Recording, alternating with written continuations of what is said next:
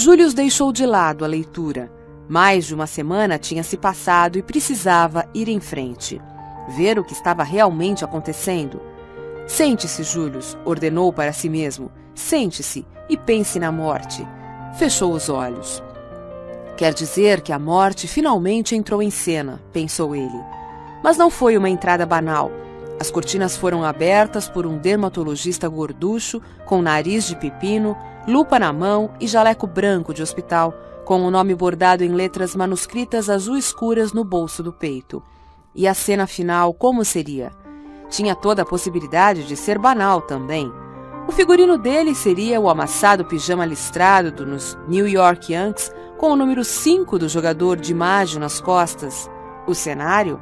A mesma cama grande na qual ele dormia há 30 anos, roupas empilhadas na cadeira ao lado e na mesa de cabeceira um monte de romances que ignoravam quem jamais seriam lidos.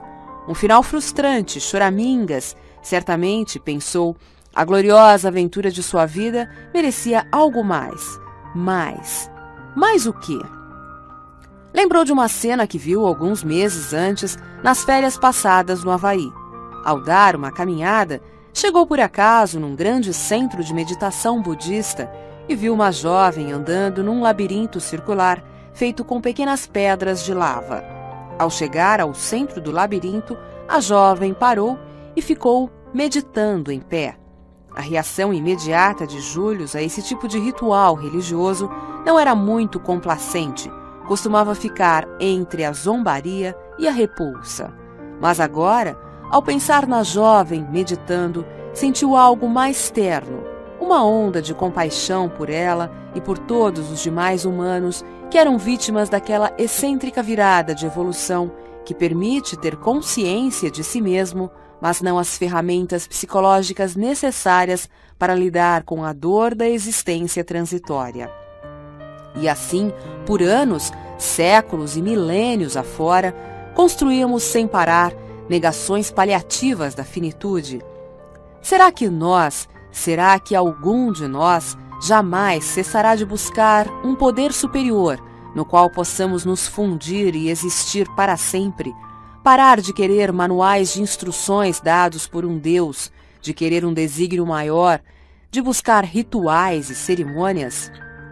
Apesar disso, considerando que seu nome estava na lista de morte, Július pensou que uma cerimônia discreta não seria má ideia.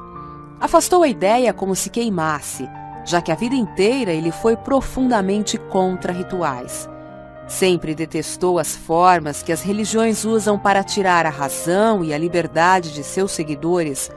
Os trajes cerimoniais, o incenso, os livros sagrados, os cantos gregorianos com seu som hipnotizante, os cilindros de oração dos budistas, os tapetes para ajoelhar, os mantos e solidéus, as mitras e os bastões dos bispos, as hóstias e os vinhos bentos, as extremunções, as cabeças batendo e os corpos balançando no ritmo de velhas cantilenas. Ele considerava tudo aquilo a parafernália da mais poderosa e duradoura vigarice, que fortalecia os líderes e satisfazia o desejo de submissão da comunidade.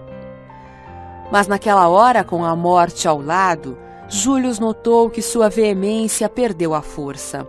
Talvez não gostasse apenas do ritual imposto.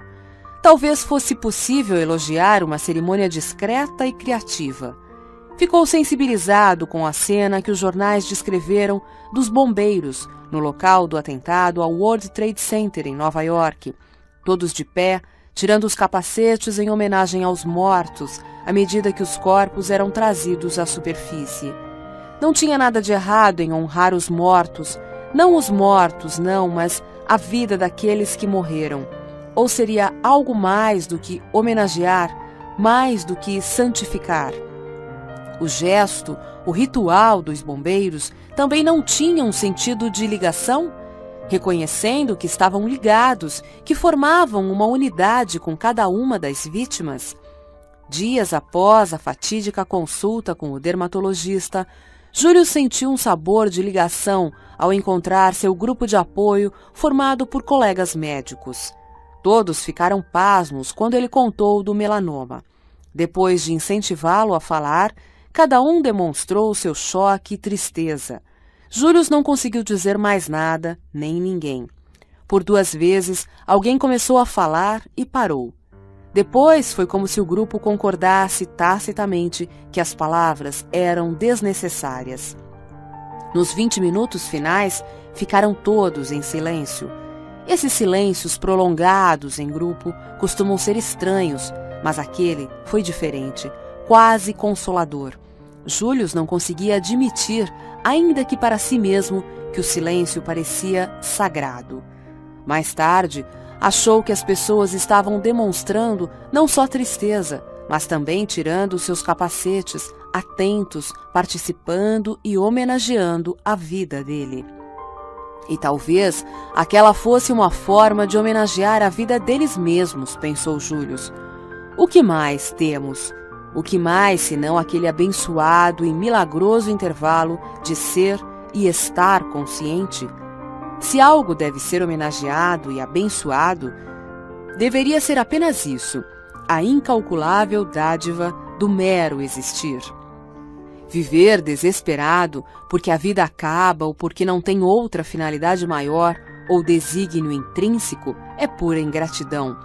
Pensar num Criador onisciente e dedicar a vida a um ajoelhar-se sem fim parece sem sentido. Além de um desperdício, por que dar todo esse amor a um fantasma quando há tão pouco amor em volta da Terra? Melhor, aceitar a solução de Einstein e Spinoza, apenas inclinar a cabeça e bater no chapéu para as elegantes leis e mistérios da natureza, mas tratar de viver. Essas ideias não eram novas para Július. Ele sempre soube da finitude e da evanescência da consciência. Mas há saber e saber. E a morte em cena fez com que ficasse mais próximo de realmente saber. Não que tivesse ficado mais sábio, mas a falta de outras coisas, ambição, desejo de sexo, dinheiro, prestígio, aplauso, popularidade, proporcionava uma visão mais pura. Não foi esse desprendimento a verdade pregada por Buda? Talvez fosse, mas ele preferia o caminho dos gregos, tudo pela moderação. Grande parte da graça da vida se perde se nunca tiramos nossos mecanismos de proteção e partilhamos da alegria. Por que correr para a porta de saída antes da hora de fechar? Alguns dias depois, quando se sentiu mais calmo, com menos ondas de pânico, passou a pensar no futuro. Bob King tinha dito 1 ano. Seria razoável pensar em pelo menos 1 ano de boa saúde. Mas como passar esse ano? Július decidiu que o jeito era não deixar que aquele único ano ficasse ruim por ser apenas um. Certa noite, sem conseguir dormir e precisando se animar um pouco, foi mexer nos livros da biblioteca. Não encontrou nada na sua área que pudesse, mesmo remotamente, aliviar a situação. Nada que dissesse como uma pessoa deveria viver ou encontrar sentido nos dias de vida que ainda lhe restam. Viu, então, um exemplar bastante manuseado de Assim Falou Zaratustra, de Nietzsche. Conhecia bem aquele livro. Décadas antes, ele o tinha estudado muito quando escrevia um artigo sobre a grande, mas não reconhecida, influência de Nietzsche sobre Freud.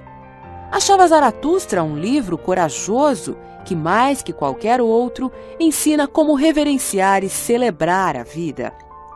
Sim, podia ser a resposta. Ansioso demais para ler com método, percorreu as páginas aleatoriamente e leu algumas linhas que estavam sublinhadas. Mudar. Foi assim para eu quis assim. É o que chamo de redenção. Entendeu que as palavras de Nietzsche significavam que era preciso escolher sua vida. Ele tinha que usufruí-la em vez de ser usufruído por ela. Em outras palavras, tinha que amar seu destino. E, acima de tudo, havia a pergunta que Zaratustra sempre fazia: se gostaríamos de repetir a mesma vida eternamente.